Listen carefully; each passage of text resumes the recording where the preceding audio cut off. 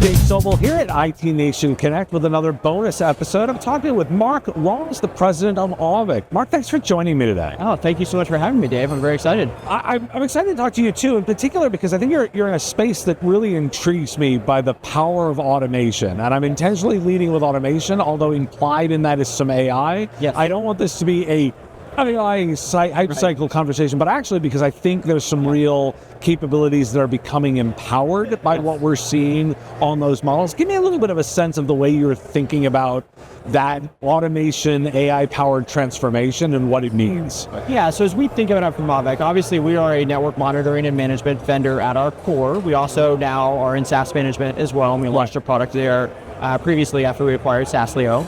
And as we think about our role, so much of what we do, particularly within the overall ConnectWise ecosystem, is with our ability to proactively monitor the network to understand what's happening, where there might be issues, and then drive alerts, very dynamic, very customized alerts into the platform that our partners use.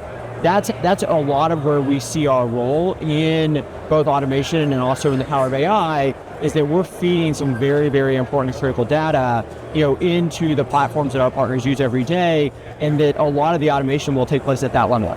Okay. Now, we're obviously in our own roadmap looking at expanding our own automation capabilities. Not everyone is using, the same RMM, or once that capability to exist, within the RMM or the PSA. But at least in the near term, that's where we see our biggest, potential to help our customers. Because at the end of the day, we want the alerts and then information to go where the technician is and where the technician's working, and that's not always going to be Auvik, and we understand that, and we're fine with that. So as you're thinking about kind of the strategic direction of this, give me a little bit of sense of what areas excite you most. Like I can see that there's an element of you can do anomaly detection and log review better, or it can help be smarter about creating the automations, or it could be about reporting enhancements, and knowing that it would be easy to say everything. Yeah. But that's not reality. You've probably got areas that interest you. Give me a little bit more of the areas that interest you of what's possible. Yeah, so what we're doing now, and this gets into some of the features we've recently released, is how do we allow and enable technicians to get to the heart of the issue much faster. Right. And so one of the things we released this year is a feature we call North Star. Okay. And so when there is an issue with a particular device, it allows the technician to jump in and do UI-based path tracing, where they can actually visualize the network, visualize the path that device is taking in the network, what switches is it going through, what firewalls is it going through, are there perhaps issues at one particular stop along the way, and that way they can really hone in on and pinpoint an issue faster. Obviously, the first step is to kind of allow that level of troubleshooting to take place and to allow a technician to do it. The next step obviously would be to drive that more automatically. Gotcha. And to be able to pinpoint that faster and do that with, whether that's AI enabled, or through other automations, those are things that we're looking at. Okay.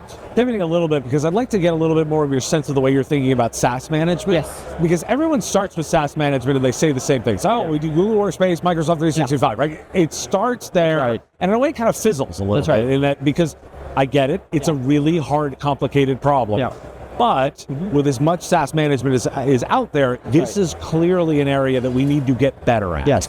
Talk to me about the way you're thinking about solving that problem. Yeah, so this is why we were so enamored with SaaSleo while we made that acquisition, is because they are taking a slightly different approach to SaaS management than a lot of SaaS management vendors.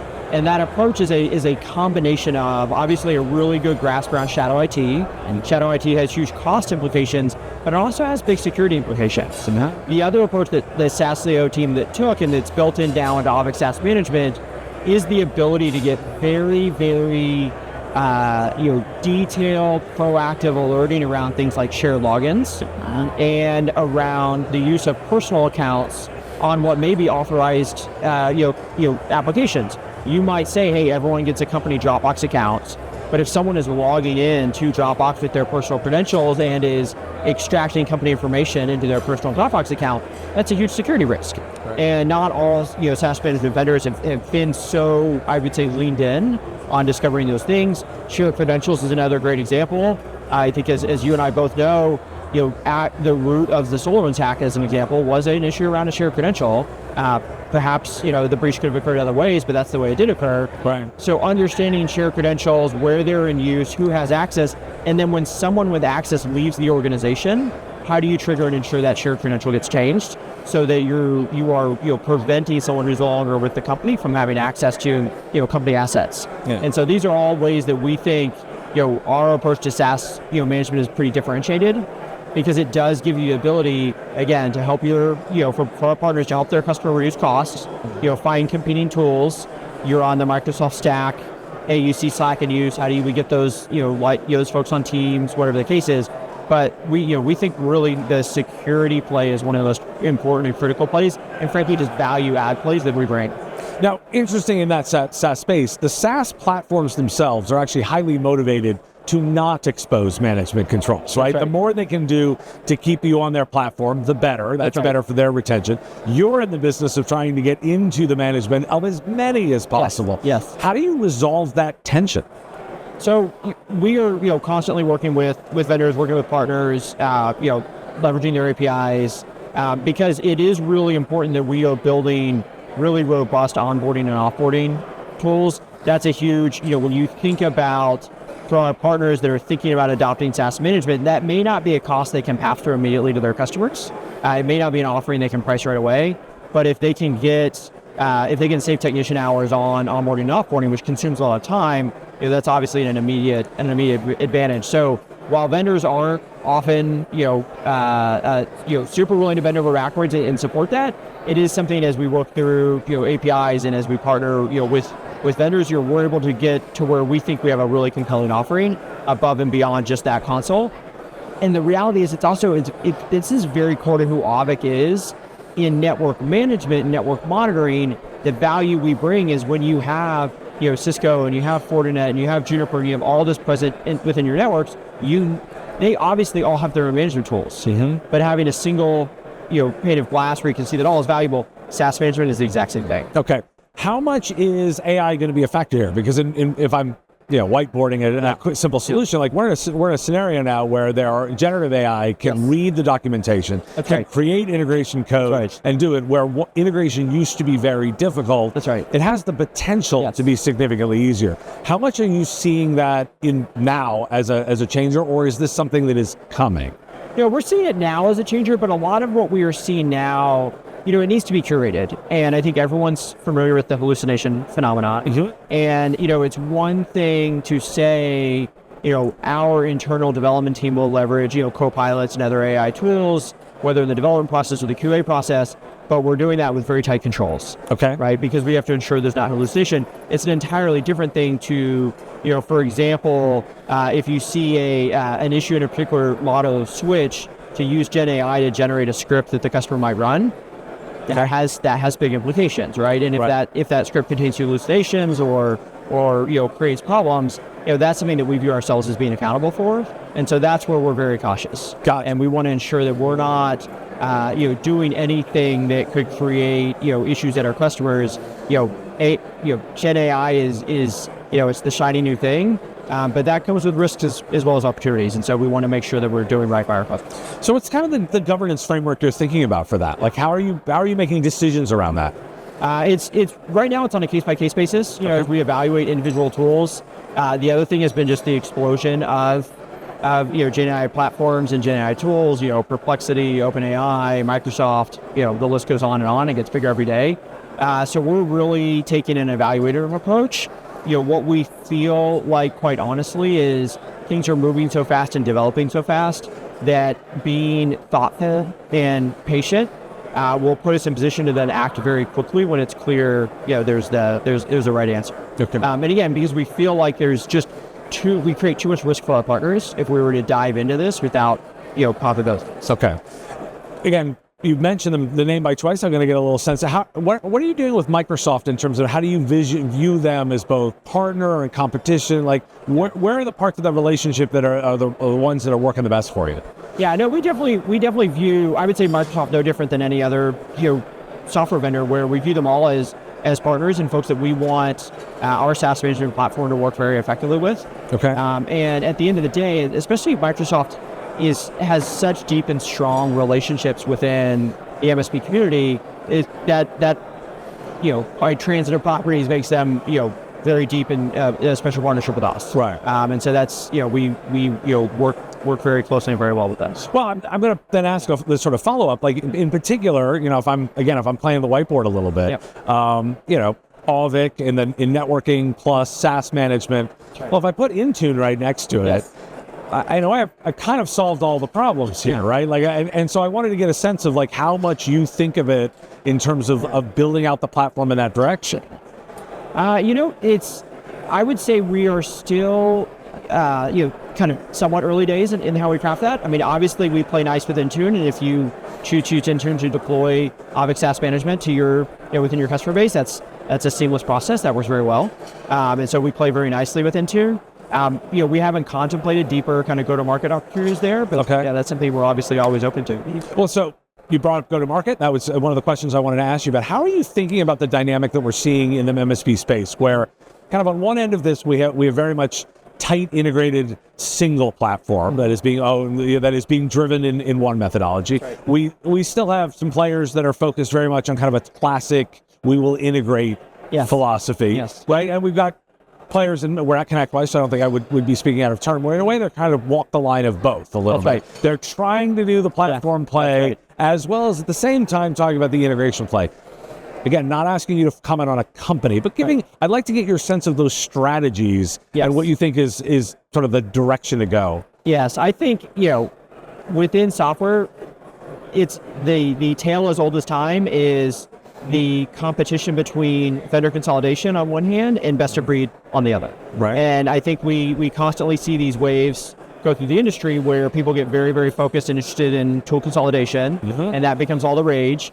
And then when you realize, okay, I've consolidated tools, but now I have a very mediocre solution for X, I need a best of breed for X. And so, that's where we, quite honestly feel like we're in a very privileged position because of our depth within network monitoring, network management, the strength just we have within the tool and the platform, the advantages we have in things like network mapping that are very hard to replicate, where we can partner very deeply with like a ConnectWise, which we have, and we're the ASIO network monitoring functionality is powered by Auvik, and we feel great about that partnership and what we've done there. But at the same time, for partners that want the depth of a best of breed, they're obviously able to work with us directly as well. And so we're continuing to straddle that line, and we're very open in terms of partnering across the board. Where we can deliver partners a better solution, whether that's via API and in that route, or whether that's to standalone with Auvik. Gotcha. So I don't want to mischaracterize, but I want to make sure I understand what you're talking about. You're viewing it a little bit as there's a bit of a fad to what we kind of move back and forth. I think so. Hedge your bet a little bit and make sure that you can play either way. Is that a fair way to? That's a fair way. And I think one of the things that's core to Auvik and has been from the beginning, it's one of the things that brought me to the company, is we really put our partners first, and we want to make it easy for our partners. And one of the things I love about our relationship with ConnectWise as an example is that they share the same philosophy. And so we'll have times where the best thing for the partner is for them to work with Auvik directly, and ConnectWise is great with that. Sometimes the best thing is to have them on ASIO, and we're great with that. And we can go either way, we can be successful either way. What matters to us is that the partner gets the solution that they need. And that's always what we prioritize, what we put first. And so we're trying to go to market in as many different ways as we can so that we're meeting the partner where they are. We launched a PAX 8 on the PAX 8 marketplace recently in the last several months. Same exact concept. We have many of our partners who came to us and said, we'd love if you're on PAX 8. Now we are. Okay. Right? And if that's the best way for you to get access to Auvik, then we want to meet you where you are. Gotcha. So the other thing I've been asking like a little bit of sense is I want to get a sense of the way you've put together your organization. You're leading the organization. Right. Give me a little bit of a sense of how it's all put together so I can get a sense of like how you're getting information and insights in your organization. Yeah. So I joined Auvik actually about the last 6 months, and to run as president, I run all of go-to-market. So I report to our CEO. I run go-to-market. For the first time, that meant that we put marketing, sales, and customer success all under one umbrella. Okay. And so from the time that someone sees one of our memes on Reddit, right, all the way to when we close the deal, onboard them, and all the way through renewal and hopefully expansion, I have kind of complete ownership under one roof for that. And so what that means is we're making huge strides to set customers up for success from the beginning. One of the things that we found as we pulled the organization together is that we were not as good as we needed to be getting from a closed won deal to an onboarding kickoff call. Okay. And so that meant that everyone's super excited when we close the deal. The customer's excited because they've, bought a new tool. They're excited to use it. We're excited, to get the signature. But then it was taking us, perhaps a month to get a really good onboarding experience. Well, we've already cut that time in half just in the last 6 months. We want to cut it further. We want, at least another third, because the idea is the faster you're seeing value, the faster that you're getting onboarded. And what we find is if we really lean in and proactively engage, folks are getting Auvik configured according to best practice right out of the gate, which eliminates so many issues down the road. Right. And so we're really trying to provide that great experience, start to finish, and a consistent experience in where what we tell you is actually what you're going to receive and in the way in which you hope to receive it as a partner. And we're getting just tremendous feedback from our partners on that front. Gotcha. So as you're looking at next year and 25, what's the one thing you're keeping an eye on as like a key indicator or a trend or something that you've said, I want to keep an eye on that? Yes. So we actually closed our most recent fiscal quarter, closed at the end of October. It was actually our best quarter for inbound demand in the company's history, and which is obviously great. Right. And I think a lot of that reflects, the last couple of years has been difficult for a lot of MSPs. Growth has slowed. Peak COVID years were great years, right? There was a lot of demand for software, a lot of demand for IT services. We had a bit of a downturn out of that. I think things are turning around now. Okay. I think our most recent quarterly results reflect that. And so as we look into the coming year, that's what we're really excited about, that there's just, there's a ton of excitement and optimism within the MSP space. MSPs are growing. Again, they're seeing a strong return to growth. I'm hearing over and over again, folks tell me, oh yeah, like we're back to 30%, we're back to 30% plus growth. We feel great about that. And we're here to support MSPs, not just in our traditional network monitoring space, but how do they add new offerings around SaaS management. We have other new offerings in the work. For example, we're working on what we call endpoint network monitoring, which is the idea of taking network monitoring all the way down to the endpoint level, so that again, when MSPs get a call, one of the CFO at one of their clients is on the road, he's at a coffee shop and he can't access one of his tools. That's, if the endpoint's patched, if the endpoint's up to date, it's really hard today for the MSP to troubleshoot that. Well, with what we've rolled out with endpoint network monitoring, now we can understand that much better, including understanding perhaps the local Wi-Fi performance of the Starbucks that he's sitting in, right? And just give MSPs more tools to be more proactive and to be able to resolve issues faster. Mark, this has been insightful. I really appreciate you spending some time with me. Yeah, this is great. Thank you so much. With as many breaches and security concerns as I report in this show, it should be obvious that cybersecurity is not just about technology, but also the human expertise needed to interpret and respond to complex threats. Huntress is focused on elevating SMBs and MSPs around the world. Huntress has a suite of fully managed cybersecurity solutions powered by a 24/7 human-led SOC, dedicated to continuous monitoring, expert investigation, and rapid response. And the proof is the execution. Huntress is the #1 rated EDR for SMBs on G2. Want to know more about the platform? Visit huntress.com/MSP Radio to learn more. The Business of Tech is written and produced by me, Dave Sobel, under ethics guidelines posted at businessof.tech. If you like the content, please make sure to hit that like button and follow or subscribe. It's free and easy and the best way to support the show and help us grow. You can also check out our Patreon, where you can join the Business of Tech community at patreon.com/MSP Radio, or buy our Why Do We Care merch at businessof.tech. Finally, if you're interested in advertising on the show, visit mspradio.com/engage. Once again, thanks for listening to me, and I will talk to you again on our next episode of the Business of Tech. Part of the MSP Radio Network.